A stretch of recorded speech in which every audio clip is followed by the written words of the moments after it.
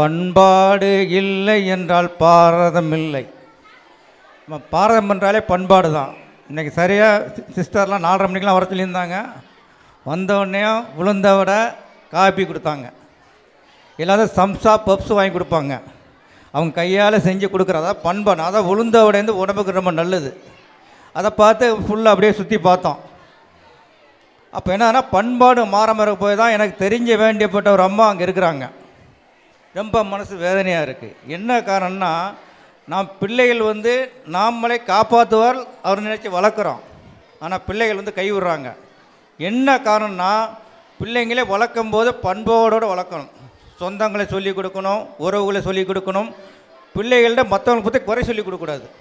நல்ல விஷயத்தை சொன்னால் தான் பிள்ளைங்கள் அதே மனசில் வச்சு வளர்ந்துக்கிட்டே இருப்பாங்க. ரெண்டாவது பார்த்திங்கன்னா, வாழ்க்கையில் பிள்ளைங்கள் நல்ல பழக்கத்துக்கு இருந்தால் தான் எதையும் சாதிக்க முடியும். நம்ம துரைராஜனா நாங்கள் ரொம்ப நெருங்கிய நண்பர்கள். நாங்கள் வியாபாரத்தில் இருக்கிறோம். அவர் ரொம்ப பெரிய அளவில் வளர்ந்துருக்காரு. நாங்கள் இங்கே இருக்கிற ஏரியா அந்த மாதிரி இருக்குது. என்ன காரணம், அவர் நிறையா பண்ணிக்கிட்டே இருக்கிறாரு. பண்ணுறதுக்கு என்ன காரணம்னா, நல்ல உழைப்புனா அதிகமான உழைப்பு. இங்கே ஃப்ரீயாக பேசுகிறார், அங்கே பண்ணார் பேச முடியாது.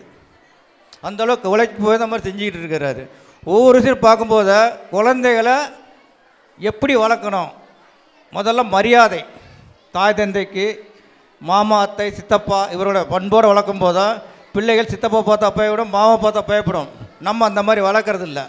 இன்றைக்கி என்ன சொல்கிறாங்கன்னா, நல்ல பிள்ளையாக வள.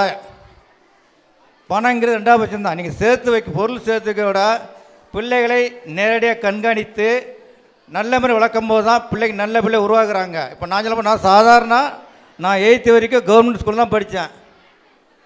படித்து இன்றைக்கி இந்த அளவுக்கு பெரிய தொழில் பண்ணுறேன். என்னக்கான விடாத உழைப்பு, நேர்மை இருக்கவே இந்த மாதிரி சாதிக்க முடியுது.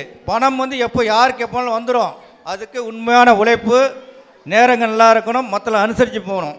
பணம் வந்தது அப்படிங்கிறனால நம்ம எதையும் ஆட முடியாது. இப்போ என்ன பார்த்தீங்கன்னா, நான் கிட்டத்தட்ட 4-5 ஸ்கூலுக்கு கவர்மெண்ட் ஸ்கூல் நிறையா பண்ணிக்கிட்டு இருக்கேன். ஏன்னா நான் இங்கே சம்பாதித்ததை இந்த ஊர் மக்களுக்கு பயன்படுத்த தான் நிறையா செய்கிறோம். அது மாதிரி நீங்களும் நன்றாக படிக்கணும், ஆசிரியரை மதிக்கணும், அப்பா அம்மா மதிக்கணும்.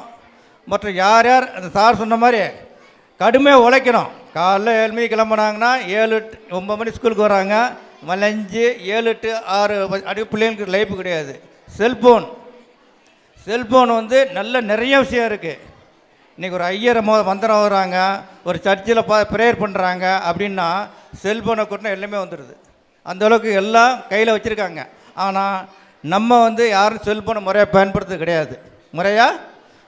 அதனால் செல்ஃபோனை அவாய்ட் பண்ணுங்கள்.